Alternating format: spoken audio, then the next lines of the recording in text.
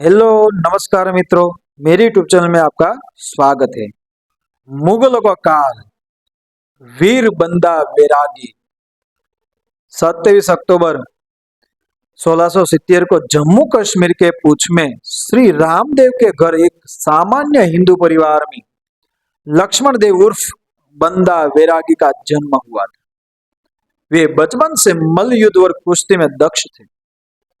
युवावस्था में शिकार खेलना उनका सबसे प्रिय खेल था। एक दिन शिकार खेलते समय अनजाने उन्होंने गर्भवती हिरणी पर तीर चला दिया। इससे उसके पेट से एक शिशु निकला और तड़प कर वही मर गया। यह देखकर उनका मन खिन्न हो गया और वे घर छोड़कर तीर्थ यात्रा पर निकल गए। उन्होंने अनेक साधुओं से योग साधना सीखी और फिर नांदेड़ में कुटिया बनाकर रहने लगे। एक दिन सिखों के 10वें गुरु गोविंद सिंह उनकी कुटिया में आए। उनके चारों पुत्र बलिदान हो चुके थे। 2 वीरगति को प्राप्त हुए थे और 2 को मुगलों ने जीते जी दीवारों में चुनाव दिया था। उन्होंने इस कठिन समय में उनसे वैराग्य छोड़कर देश में व्याप्त इस्लामिक आतंक और अत्याचार से जूझने को कहा। गुरु की त्याग और उनके पुत्रों के बलिदान की कहानी सुनकर उनकी बाजुएं फड़क उठी। उन्होंने गुरुजी का प्रस्ताव स्वीकार किया और मुसलमानों के अत्याचार से भारत को मुक्त करने हेतु बने सिख पंथ का योद्धा बन गए।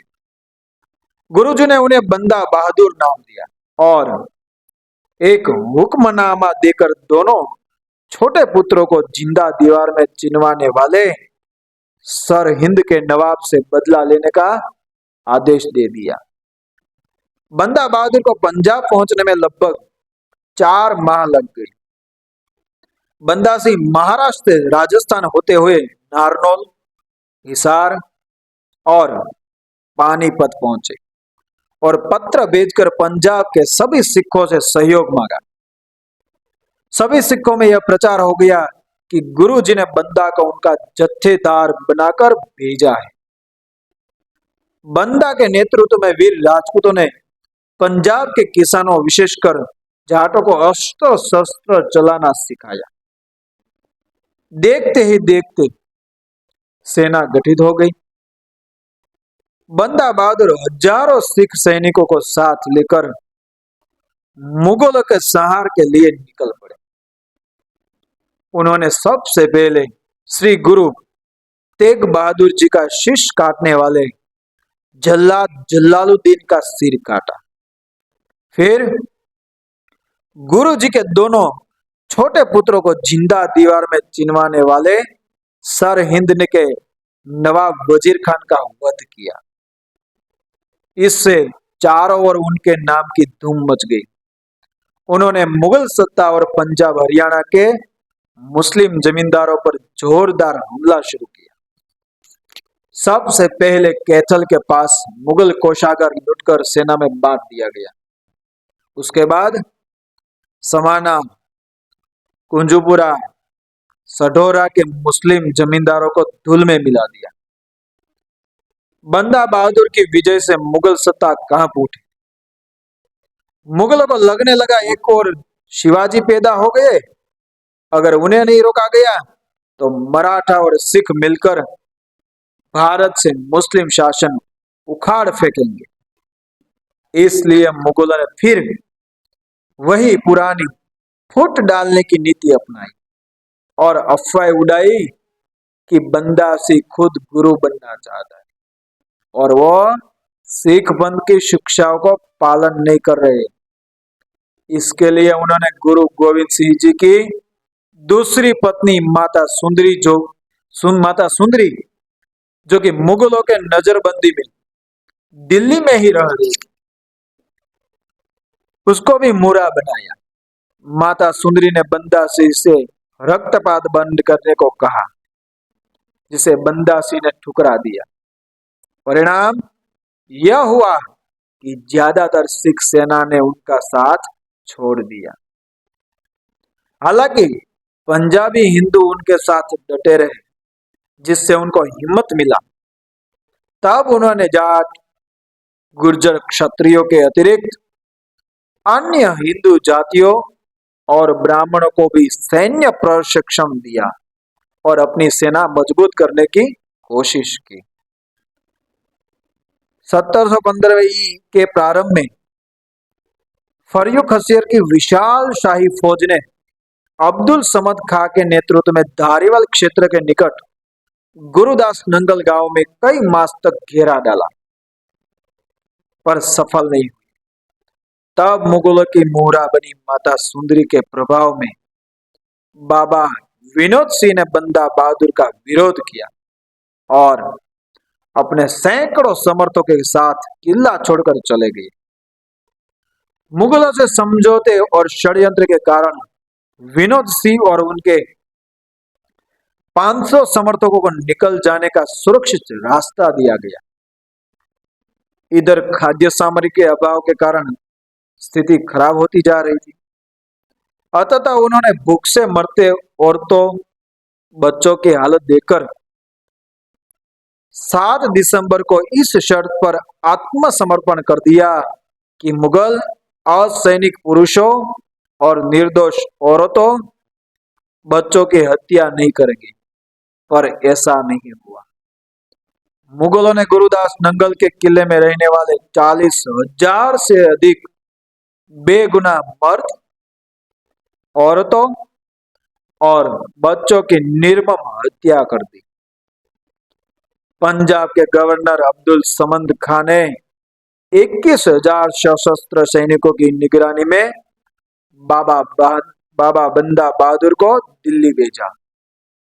बंदा को एक पिंजरे में बंद किया गया और उनके गले और हाथ पांव की जंजीरों को इस पिंजरे के चारों ओर नंगी तलवारें लिए मुगल सेनापतियों ने थाम रखा था।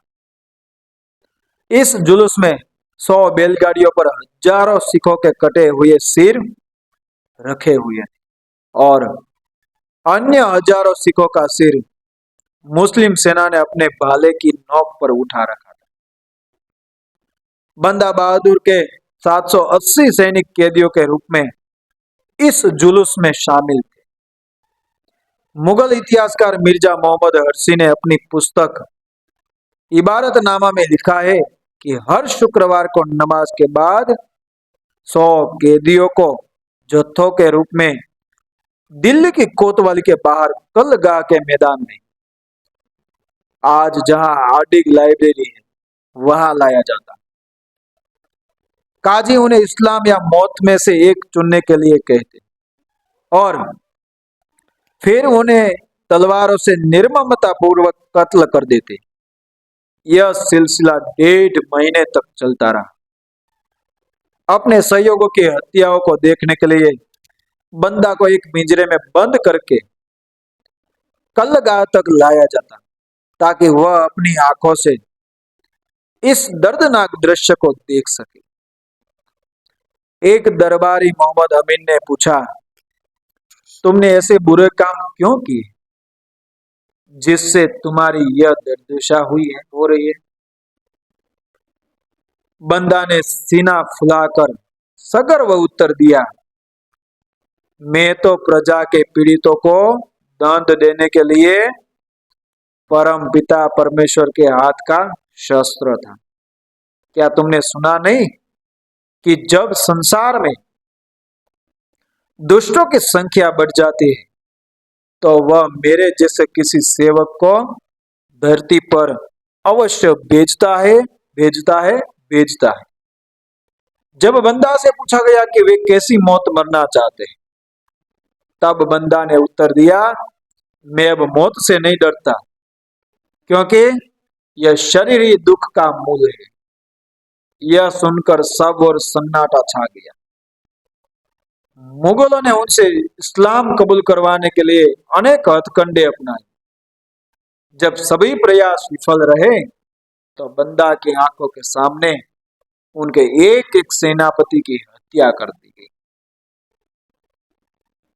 बंदा बहादुर का मनोबल तोड़ने के लिए उनके 4 वर्षीय अबोध पुत्र